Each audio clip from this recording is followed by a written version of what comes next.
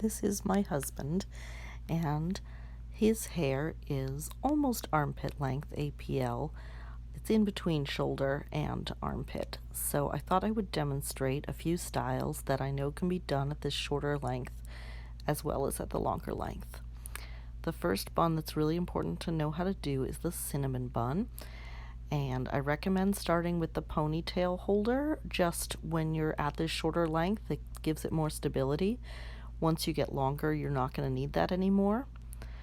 And one of the keys with the shorter hair is a lot of pins. Again, as you get longer, you're going to need fewer accessories. But that's just a simple twisting bun, the cinnamon bun or cinnabon. And next, we are going to do a Chinese style bun that is so super easy. All you need is enough hair to make a loop. And here you'll see I'm going to try to go around and realize that it's not going to work. No. Yeah, here I go. I'm going to try to go around and go, well, actually, no. We'll just leave that down. It's super cute down. So, split it apart. Loop on either side and a hair stick through them. So simple and easy and looks really cool. Move your head, Brad. There you go.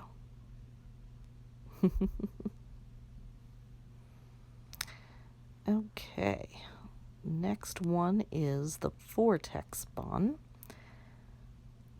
which again, the key is going to be a lot of pins. Vortex bun tends to take a lot of pins no matter who you are.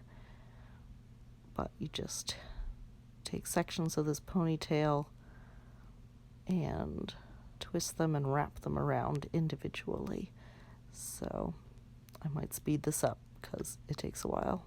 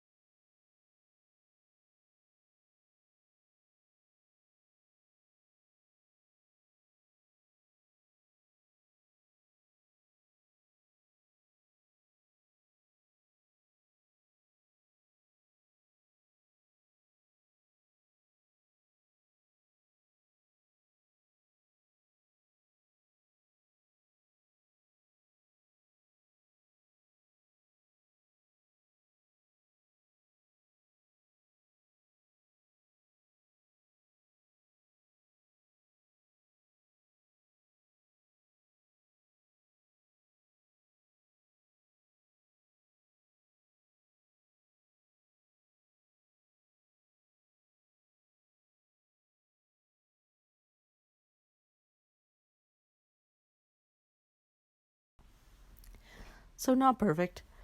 A few pieces sticking out, but still pretty cool looking, and it gets your hair up and protected. His hair is not entirely even in length because I cut it myself, and I'm still practicing on that. So next I'm going to do a crown braid. Any kind of Dutch or French braid is going to be great for shorter lengths because you are taking in those new layers at each point. Gosh, it's hard to explain why I think they're awesome, but you know, you take in that short piece, and then by the time you need more length, you're at another short piece that you're adding in. So a lot of people will do a double Dutch on either side of their head down into, if you have enough hair, some little buns. And yeah, so I decided to do this crown braid, and I could have done it a little better. As you'll see, I took a little too much at one point and didn't have enough hair left when I got to like the front of his face. But again, I think I will probably speed it up at this point. But this is a lace Dutch braid, if I remember right. Pretty sure I'm only taking hair from the bottom part, and then the top part stays the same. So that is what makes it a lace, is that you're only adding hair from one side, in this case the bottom side. And then we just work our way all the way around the head.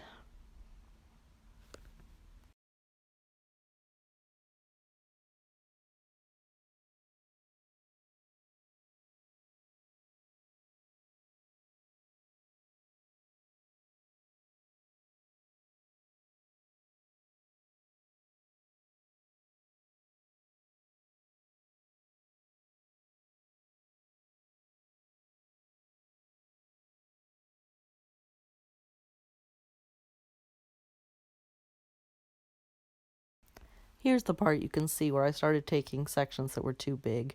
Another option would have been to do 2 Dutch lace braids from the front of his hair and bring them together at the back, which would create kind of a faux crown braid, and that also would have probably been tidier and neater. But this is my first time trying to do hairstyles on him, other than one quick demo once before. As you can see where it started out a lot neater and tidier, so it would probably look good if I did the same on both sides and then again meet them up at the nape of the neck. But you want to get it so it connects, and again, if I had had enough hair left over at the front of his face, this would have worked a whole lot better to connect right up there. But yeah, these are a bunch of styles that you can try starting when your hair is really only just beginning its journey towards being super long. So I'll probably do another series on these once I think of some other ones that I want to demonstrate on him. He found the experience very pleasant, especially the hair brushing. So he's totally game to do some more of these. And my skills will hopefully improve.